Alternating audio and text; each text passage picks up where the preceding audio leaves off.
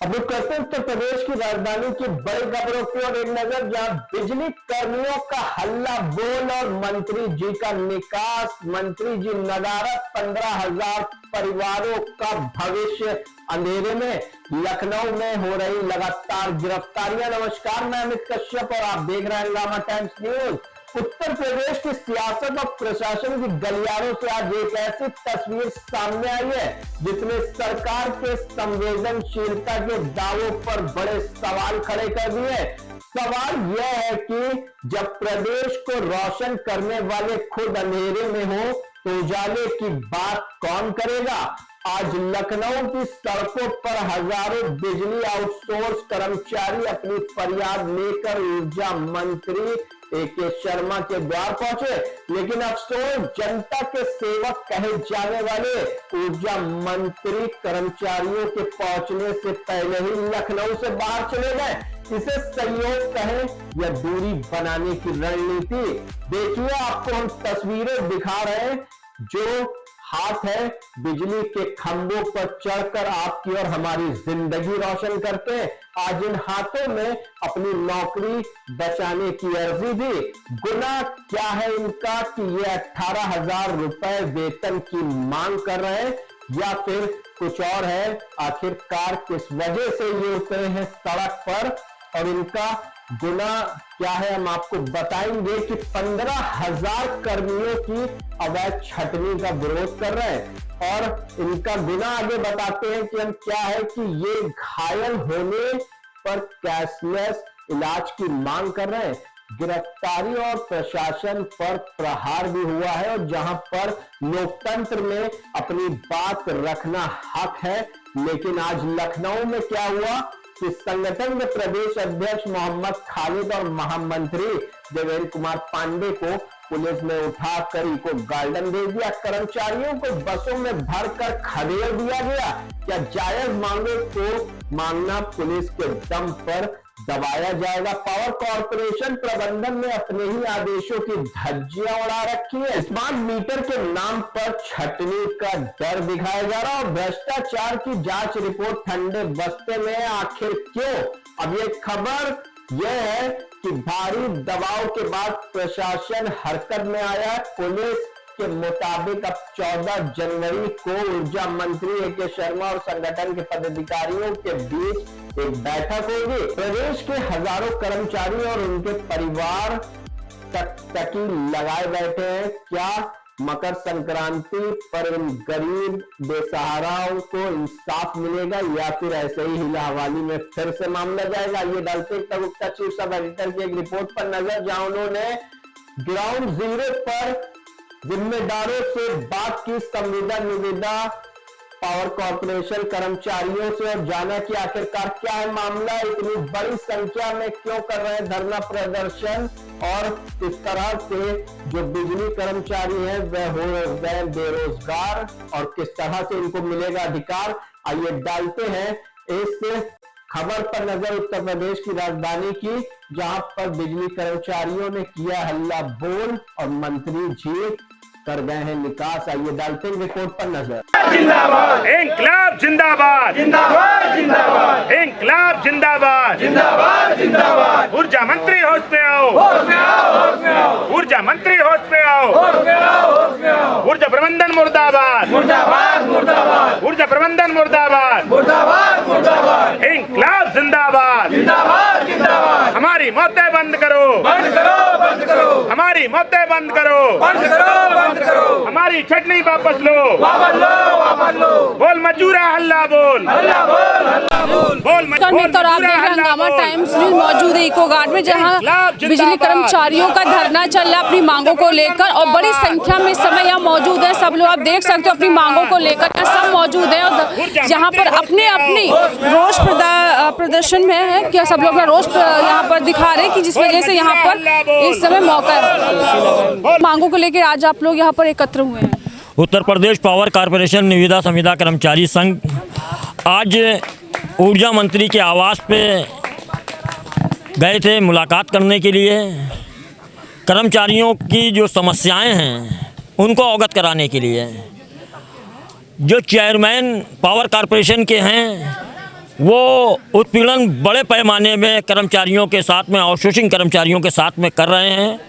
तो ऊर्जा मंत्री को अवगत कराने के लिए हमारे साथी लोग वहाँ पे पहुँचे, जिसमें पुलिस विभाग द्वारा गिरफ्तार करके इको गार्डन में भेज दिया गया। अच्छा, मेन समस्या क्या है, क्या आपकी प्रमुख मांग है? देखिए, मेरी कोई विशेष मांगे ऐसी नहीं है जो सरकार के लिए या पावर कॉरपोरेशन के लिए कठिनाई पैदा करनी है, ऐसी कोई मांग नहीं है। मेरी मांग सिर्फ इतनी है कि जो आउटसोर्सिंग कर्मचारी पावर कॉरपोरेशन में लगे हुए हैं, जिन्होंने अपनी पूरी जवानी पावर कॉरपोरेशन को दे दिया, जनता की सेवा में लगा के कहाँ से कहाँ पहुँच गए, मगर आज उनकी स्थितियाँ आप पूछें तो किसी को 9,000, किसी को 10,000 मिलते हैं।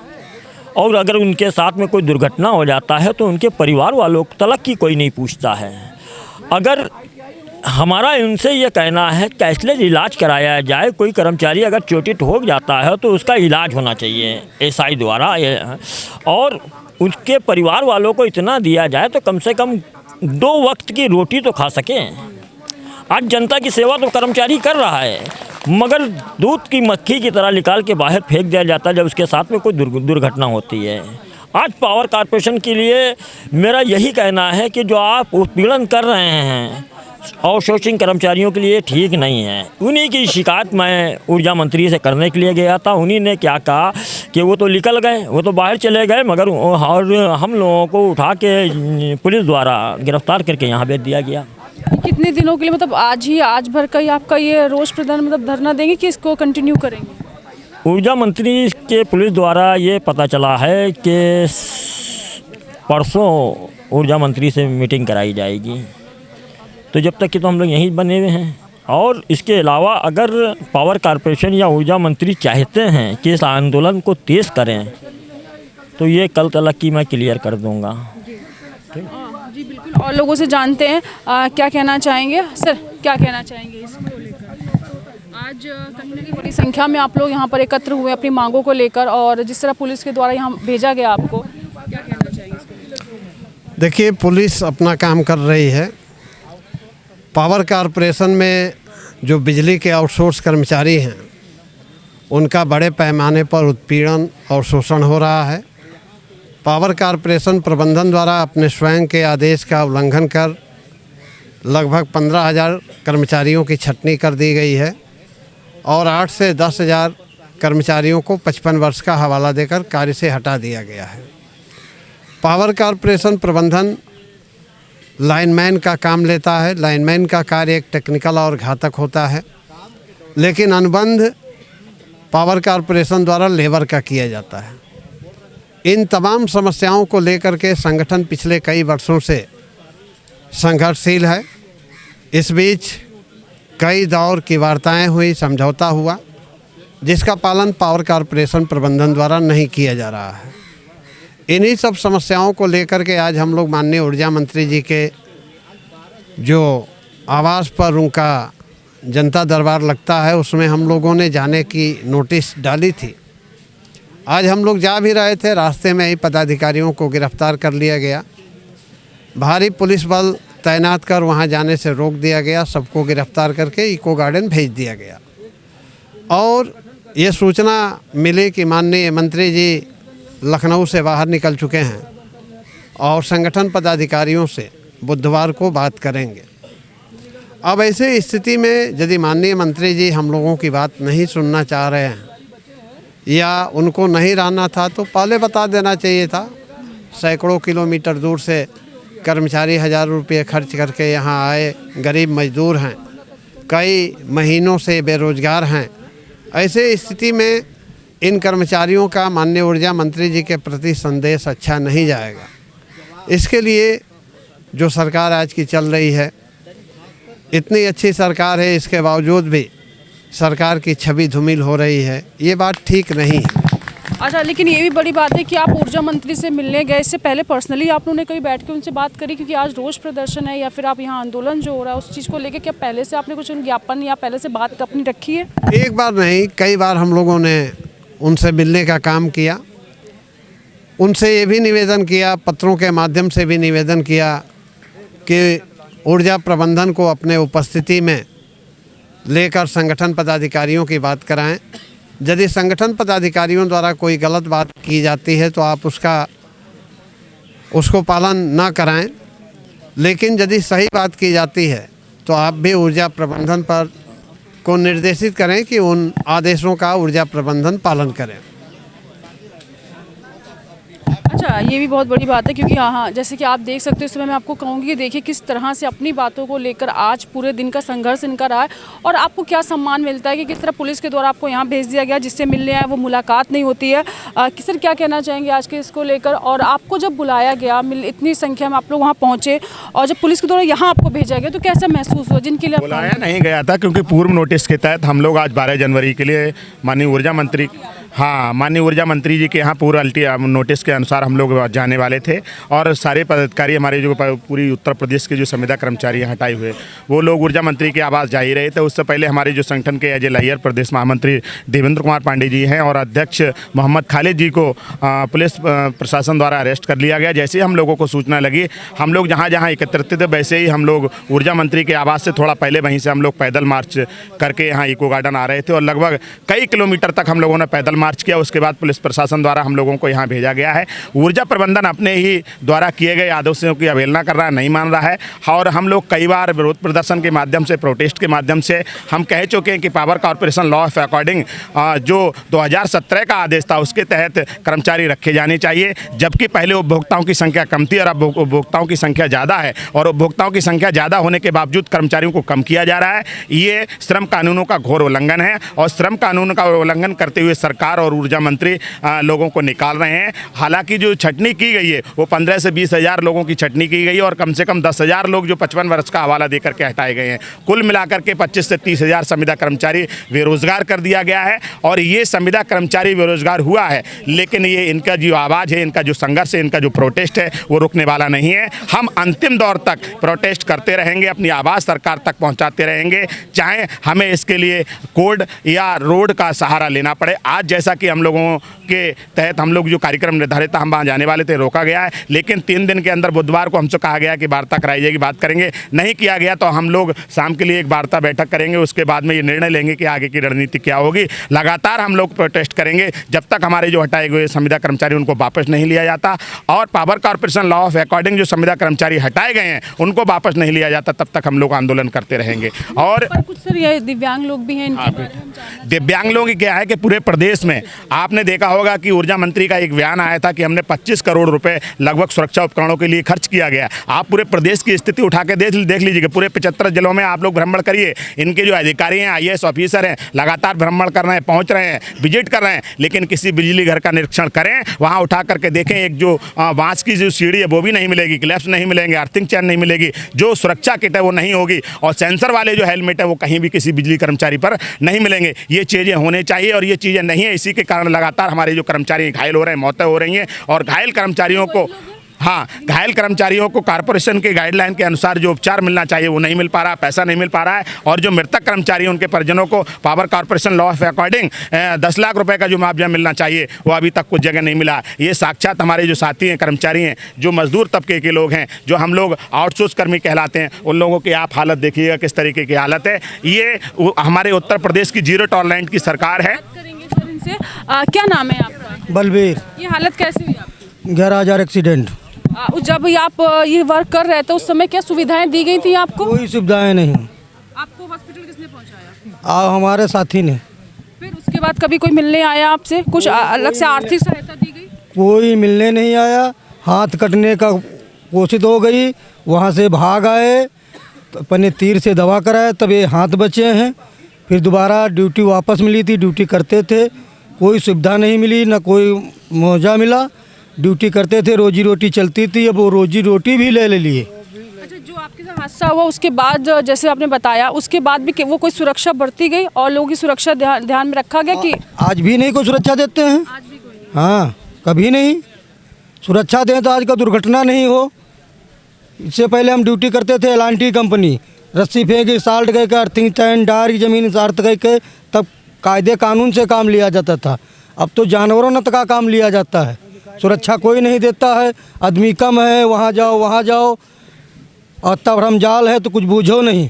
300 दिन काम करते हैं, फिर अटेंडेंस कहीं नहीं लगा पाए, थोड़ा देर हो गई आउट नहीं हुए तो काम करते हैं रात दिन, और 10-10, 5-5 दिन की सैलरी भी कट रही है साथी लोगों की। आप लोगों को कुछ अलग से मिला एक्सीडेंट के बाद? क्या कभी कोई नेता मंत्री कोई सरकार ने आप लोग अलग? हमको ड्यूटी मिल गई थी, हमने कहा कि 60 साल हमको चलते रहेंगे तो कट जाएगी हमारी, तो 60 साल तो धरो अलगढ़ 5 ही साल करने नहीं दिए और हटा दिए बाहर। अब कैसे हम 6 जने खाने वाले हैं, कैसे रोजी रोटी चले, किसकी मजदूरी करने वाले हैं? वहाँ तो कार्य हम करते रहेंगे तो ड्यूटी चलती रहती, खाना खाते रहते, अब किसकी चोरी करें? मेरा नाम कलाम खान। कैसे हुआ आपके साथ, कब हुआ ये 2021 में हुआ। क्या कर रहे थे उस समय जब ये हादसा? ये पेड़ छटवा रहे थे लिफ्ट से, लिफ्ट लौट गई, पलट गई थी पूरी। फिर सुरक्षा आप लोग उससे पहले कुछ बताया गया?